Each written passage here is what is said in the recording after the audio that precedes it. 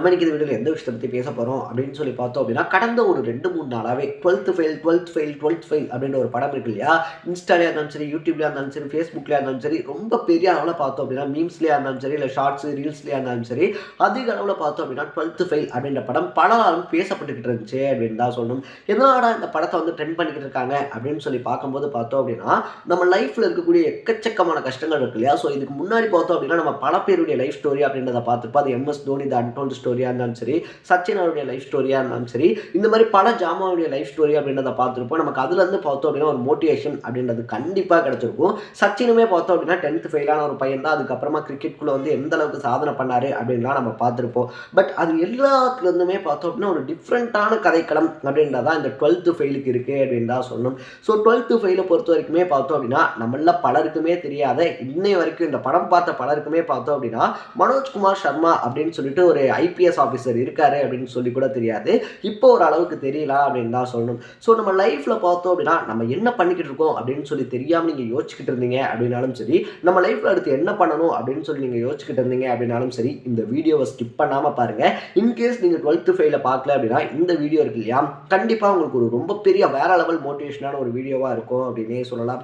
So அதுக்கு முன்னாடி நம்ம சேனலுக்கு நீங்கள் புதுசாக வந்திருந்தீங்க அப்படின்னா இதே மாதிரி அப்பப்போ அப்டேட்டாக போயிட்டு இருக்கக்கூடிய விஷயங்கள் இருக்கு இல்லையா, அது கரண்ட் அஃபேர்ஸாக இருந்தாலும் சரி, பாலிடிக்ஸாக இருந்தாலும் சரி, ஸ்போர்ட்ஸாக இருந்தாலும் சரி, இதே மாதிரி அப்பப்போ அப்டேட்டாக போயிட்டு இருக்கக்கூடிய விஷயங்களை நீங்கள் தொடர்ந்து தெரிஞ்சுக்கணும் அப்படின்னு ஆசைப்பட்டீங்கன்னா மறக்காமல் நம்ம சேனலை சப்ஸ்கிரைப் பண்ணிக்கோங்க. ஸோ ஃபர்ஸ்ட் ஆஃப் ஆல் இந்த மனோஜ்குமார் சர்மா இருக்கார் இல்லையா, அவருடைய life story reel versus real அப்படின்னு சொல்லி தான் பார்க்கணும். ரீல் விசஸ் ரியல் அப்படின்றத பார்க்கும்போது பார்த்தோம் அப்படின்னா படத்தில் முழுக்க முழுக்க முழுக்க மனோஜ்குமார் சர்மாவுடைய லைஃப் ஸ்டோரி அப்படின்றது பிரதிபலிக்கப்பட்டிருக்கு. அதையும் ரொம்ப குறிப்பாக சொல்லணும் அப்படின்னா விக்ராந்த் மாஷி இந்த படத்தினுடைய ஹீரோ, அவர் வந்துட்டு மனோஜ்குமார் சர்மாவா நடிக்கலை, வாழ்ந்திருக்காரு அப்படின்னு தான் சொல்லணும். ஏன்னா ஒவ்வொரு ஃப்ரேம்லையுமே பார்த்தோம் அப்படின்னா மனோஜ்குமார் சர்மாவுடைய வலியாக இருந்தாலும் சரி, வேதனையாக இருந்தாலும் சரி, அதை அப்படியே நமக்கு புரிய வைக்கிறாரு, உணர வைக்கிறாரு அப்படின்னே சொல்லலாம். ஸோ விக்ராந்த் மாஷி அப்படின்றத தாண்டி பார்க்கும்போது பார்த்தோம் அப்படின்னா நம்ம இது வரைக்கும் பார்த்த மோட்டிவேஷன் படங்கள்லாம் இருக்கும் இல்லையா, எக்ஸாம்பிளுக்கு சொல்லணும் அப்படின்னா சூரிய ரிப்போர்ட்டாக இருந்தாலும் சரி, MS தோனி அந்த திரைப்படமாக இருந்தாலும் சரி, இந்த 2 திரைப்படம் மட்டும் இல்லாமல் பல திரைப்படங்கள்லையுமே ஒரு மோட்டிவேஷன் ஸ்டோரி, ஜீவா மாதிரியான திரைப்படங்களாக இருந்தாலும் சரி, இந்த திரைப்படங்கள்லாம் வரும்போது பார்த்தோம் அப்படின்னா அதில் வந்து ஹீரோ ஜெயிக்கணும் அப்படின்னு சொல்லி ஆசைப்படுவார். ஆனால் அவருக்கு நடுவில் ஒரு பாலிடிக்ஸ் இருக்கும். ஆனால் அவரை வந்து ஜெயிக்க விடாமல் பண்ணுறதுக்குன்னு சொல்லி ஒரு கூட்டம் இருப்பாங்க. அவரை சுற்றி இருக்கக்கூடியவங்க பார்த்தோன்னா அவர் ஜெயிச்சிடக்கூடாது, ஹீரோ சுற்றி இருக்கக்கூடியவங்க இல்லை, ஹீரோக்கு அகேன்ஸ்டாக இருக்கக்கூடியவங்க, ஒரு சில படங்களில் ஹீரோ கூட இருக்கிறவங்களே பார்த்தோன்னா அவர் ஜெயிச்சிடக்கூடாது அப்படின்ற வேலைலாம் பார்ப்பாங்க. பட் இந்த திரைப்படத்தை பொறுத்த வரைக்குமே 12th ஃபெயில் திரைப்படத்தை பொறுத்த வரைக்குமே பார்த்தோம் அப்படின்னா ஹீரோ எக்கச்சக்கமான கஷ்டமான சுச்சுவேஷன்ஸில் மாட்டும் போதும் கூட அவரை சுற்றி இருக்கக்கூடியவங்க ரொம்ப நல்லவங்களா இருக்காங்க அப்படின்னு தான் சொல்லணும். அதில் எனக்கு பிடிச்ச 5 கேரக்டர்ஸ் அப்படின்னு சொல்லி இந்த படத்தில் பார்க்கும்போது பார்த்தோம் அப்படின்னா பாண்டே அப்படின்னு சொல்லக்கூடிய ஒரு கேரக்டராக இருந்தாலும் சரி, கௌரி அண்ணா அப்படின்ற ஒரு கேரக்டராக இருந்தாலும் சரி, டீப் மோகன், ஸ்ரத்தா அப்படின்னு சொல்லிட்டு இந்த 4 கேரக்டர்ஸுமே பார்த்தோம் அப்படின்னா ரொம்ப பியூட்டிஃபுல்லாக டிசைன் பண்ணியிருக்காங்க அப்படின்னு தான் சொல்லணும். ஸோ கதைக்குள்ளே போகிறோம் அப்படின்னு சொல்லி பார்க்கும்போது பார்த்தோன்னா ஒரு நேர்மையான அப்பாவுக்கு பிறந்த ஒரு பையன், நேர்மை தான் பெருசு அப்படின்னு சொல்லி போராடக்கூடிய அப்பாவுக்கு பிறந்த ஒரு பையன் 12th பிட் அடிச்சு பாஸ் ஆயிடலாம் அப்படின்ற ஒரு எண்ணத்தோட போகும்போது அங்கே ஒரு போலீஸ் ஆஃபீஸர் வராரு. அவர் தான் பார்த்தோம் அப்படின்னா பிட் அடிக்கிறத கையும் களவுமா பிடிக்கவும் செய்கிறாரு. ஸோ அந்த பையனுக்கு ஆஸ் யூஷுவலாக நார்மலாக கோவம் தான் வரணும் இல்லையா, என்னடா நம்மளை இப்படி நம்மளுடைய லைஃப்பை ஸ்பாயில் பண்ணிட்டாருன்னு சொல்லிட்டு. ஆனால் அப்படி வந்து அந்த போலீஸ் ஆஃபீஸரை பார்த்து இன்ஸ்பயர் ஆகி தானும் அந்த போலீஸ் ஆஃபீஸர் மாதிரி வரணும் அப்படின்னு சொல்லி ஆசைப்படுறாரு. அதுக்காக என்ன பண்ணும் அப்படின்னு சொல்லி அந்த போலீஸ் ஆஃபீஸர் கிட்ட கேட்கும்போது தான் பார்த்தோம் அப்படின்னா நீ போயிட்டு நீ பிட் அடிக்கிறத நிப்பாட்டு, பெரிய போலீஸ் ஆஃபீஸராக வந்துடலாம் அப்படின்னு சொல்லும்போது அந்த பையன் நானும் இதே மாதிரி DSP ஆகணும் அப்படின்னு சொல்லி ரொம்ப பெரிய ஆசைகளோட அவங்க பாட்டி கொடுத்த காசோட பார்த்தோம் அப்படின்னா குவாலியருக்கு வராரு. அவர் இருந்த ஏரியாவுக்கு குவாலியரில் பஸ்ஸில் வரும்போதே பார்த்தோம் அப்படின்னா அவர் வச்சிருந்த பேக் அப்படின்றது தொலைஞ்சு போயிடுது. ஸோ அந்த இடத்துல அந்த பையன் முழுக்க முழுக்க அவுட்டு, ஏன்னா வாங்கிட்டு வந்த பணம் இல்லை, எல்லாத்தையுமே தொலைச்சாச்சு அப்படின்னு சொல்லும்போது அடுத்த கட்டமாக என்ன பண்ணுறாரு அப்படின்னு சொல்லி பார்த்தோம்னா சரி ஓகே கோச்சிங் கிளாஸ் ஆகுது போகலாம் அப்படின்னு சொல்லும்போது அங்கே இருக்கக்கூடியவங்க என்ன சொல்கிறாங்கன்னா, தம்பி கவர்மெண்ட் வந்து கோச்சிங் கிளாஸ்லாம் ஸ்டாப் பண்ணி ரொம்ப நாள் ஆச்சு அப்படின்னு சொல்றாரு.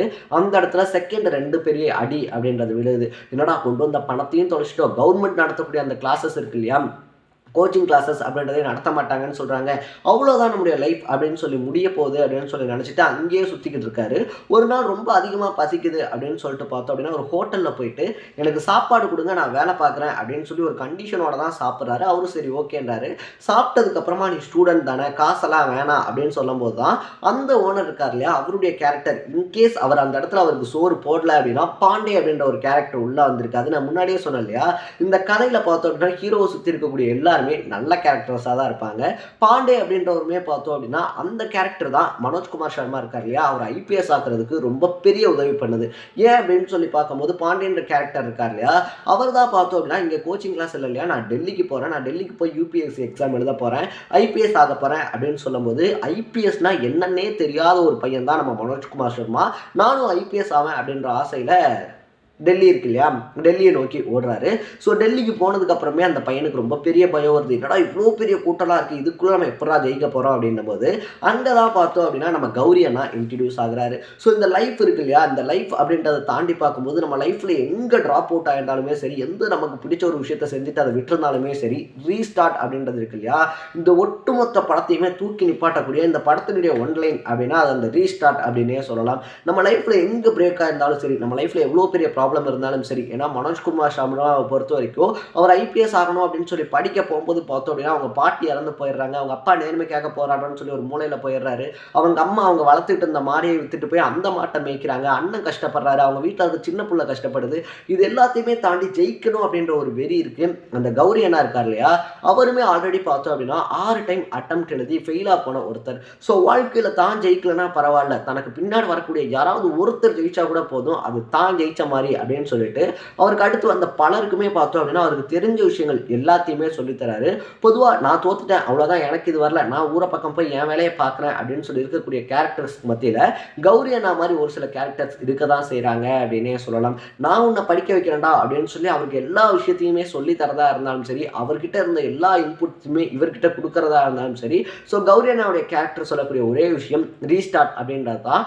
இந்த ரீஸ்டார்ட் அப்படின்ற விஷயம் இல்லாமல் போயிருந்துச்சு அப்படின்னா மனோஜ்குமார் சர்மா ஃபர்ஸ்ட் அட்டெம்ப்ட்ல ஃபெயிலு, செகண்ட் அட்டெம்ப்ட்ல ஃபெயிலு, தேர்ட் அட்டெம்ப்ட்ல ஃபெயிலு, என்ட்ரன்ஸ் எழுதி கிளியர் பண்ணுறாரு, மெயின்டெனன்ஸ்க்கு எழுதி கிளியர் பண்ணுறாரு, இன்டர்வியூக்கு வரைக்கும் போகிறாரு, ஆனால் ஃபெயிலுன்னு வரும்போது கடைசி அட்டெம்ப்ட் அப்படின்றது வரைக்குமே பார்த்தோன்னா நம்ம அண்ணா சொன்ன அந்த கௌரி அண்ணா சொன்ன அந்த ரீஸ்டார்ட் இருக்கு இல்லையா, அந்த வார்த்தை தான் பார்த்தோம் அப்படின்னா மனோஜ்குமார் சர்மாவை உந்தி தள்ளுது அப்படின்னு தான் சொல்லணும். இதுக்கப்புறமா தான் ஸ்ரத்தா அப்படின்னு சொல்லக்கூடிய அந்த ஒரு கேரக்டர் அவருடைய காதலி அப்படின்னே சொல்லலாம். ஸோ ஸ்ரத்தாவை பொறுத்த வரைக்குமே பார்த்தோம் அப்படின்னா அவங்களுடைய லைஃப்பில் மேஜரான ரோல் அப்படின்றது ப்ளே பண்ணுறாங்க. இன்னும் சொல்ல போனோம் அப்படின்னா நம்ம மனோஜ்குமார் சர்மா இருக்கார் இல்லையா, இந்த திரைப்படத்தை நீங்கள் பார்த்தீங்க அப்படின்னா கண்டிப்பாக நமக்கு லைஃப்பில் ஒரு ரொம்ப பெரிய இம்பேக்ட் அப்படின்றது கிரியேட் ஆகும். ஏன்னா ஐபிஎஸ் ஆகணும் அப்படின்ற ஆசையோட சொந்த ஊர்லேருந்து ஓடி வந்த ஒரு பையன், நான் பெரிய போலீஸ் ஆஃபீஸர் ஆகிட்டு அதுக்கப்புறமா தான் திரும்பி வருவேன் அப்படின்னு சொல்லி ஊர் மேலே அவங்க அம்மா அப்பா இருக்காங்க இல்லையா, அவங்க அம்மா அப்பாட்ட சொல்லிட்டு வந்த ஒரு பையன் ஐபிஎஸ் ஆகிறதுக்காக என்னென்ன மாதிரியான கஷ்டங்கள்லாம் படுறாரு அப்படின்றது தான் கதையே. ஸோ அந்த இடத்துல பார்க்கும்போது ரியல் லைஃப் ஸ்டோரியில் பார்த்தோம் அப்படின்னா பாத்ரூம் கழுவிருக்காரு, லைப்ரரி இருக்கு இல்லையா, லைப்ரரியில் ஒர்க் பண்ணியிருக்காரு, அது மட்டும் இல்லாமல் ட்ரக் ஓட்டியிருக்காரு. ஸோ இந்த மாதிரி பல விஷயங்கள் பார்த்தோம் அப்படின்னா ஐபிஎஸ் ஆகணும் அப்படின்றதான் கனவு அப்படின்னு சொல்லி உள்ளே வந்துட்டு பல வேலைகள் பார்த்துருக்காரு. வேலை பார்த்ததோட மட்டும் இல்லாமல் ஒரு நாளைக்கு கிட்டத்தட்ட 15 மணி நேரம் வேலை, 6 மணி நேரம் படிக்கிறது, அதுக்கப்புறமா பார்த்தோம் அப்படின்னா ஒரு 3 மணி நேரம் தூங்குறது அப்படின்னு சொல்லிட்டு தன்னோட வாழ்க்கை முழுக்க இருக்கக்கூடியது ஒரே லட்சியம் தான் அது ஐபிஎஸ் ஆகுறது அப்படின்னு சொல்லி அந்த ஆசைக்கு பின்னாடி ஓடி பார்த்தோம் அப்படின்னா அதை அச்சீவும் பண்ண மனோஜ்குமார் சர்மா இருக்கார் இல்லையா, அவருடைய லைஃப் ஸ்டோரி அப்படின்றது கண்டிப்பாக ஒவ்வொரு யங்ஸ்டர்ஸ்க்குமே பார்த்தோன்னா ஒரு ரொம்ப பெரிய மோட்டிவேஷன் அப்படின்னு தான் சொல்லணும். உங்களில் யாராவது லைஃப்பில் நான் ஜெயிக்கணும், இல்லை லைஃப்பில் அடுத்து என்ன பண்ணுறதுன்னு தெரில, நான் பண்ணிட்டு இருந்த ஒரு விஷயம் இருக்கு இல்லையா, அது பிஸ்னஸாக இருந்தாலும் சரி, இல்லை எஜுகேஷனாக இருந்தாலும் சரி, இல்லை இந்த மாதிரி யூடியூபாக இருந்தாலும் சரி. ஏன்னா என்னை பொறுத்த வரைக்குமே பார்த்தோன்னா எனக்கு ரொம்ப நாளாக ஒரு கேள்வி அப்படின்றது மனசுக்குள்ளே இருந்துகிட்டே இருந்துச்சு. நம்ம என்னடா பண்ணிக்கிட்டு இருக்கோம், நமக்கு சப்ஸ்கிரைபர்ஸ் வரல, இன்னொரு பக்கத்தில் பார்க்கும்போது நமக்கு வாட்ச் ஹவர்ஸ் வரல, நம்ம என்ன பண்ணிக்கிட்டு இருக்கோம் அப்படின்னு சொல்லி பார்க்கும்போது நம்ம தினம் இதெல்லாம் இல்லைன்னா கூட ரீஸ்டார்ட் பண்ணிக்கிட்டு இருக்கோம் அப்படின்ற விஷயத்தை தான் இந்த 12th ஃபெயில் எனக்கு புரிய வச்சுச்சு. ஸோ நீங்கள் 12th ஃபெயில் அப்படின்ற திரைப்படம் இருக்கு இல்லையா, அதை பார்த்துருந்தீங்க அப்படின்னா உங்களுக்கு எந்த அளவுக்கு பிடிச்சிருந்துச்சு அப்படின்றத கமெண்ட் செக்ஷனில் பதிவு பண்ணிவிட்டு இதே மாதிரி அப்பப்போ இன்ட்ரெஸ்டிங்காக போயிட்டு இருக்கிற வீடியோக்களை நீங்கள் தொடர்ந்து பார்க்கணும் அப்படின்னு சொல்லி ஆசைப்பட்டீங்கன்னா மறக்காமல் நம்ம சேனலை சப்ஸ்கிரைப் பண்ணிக்கோங்க.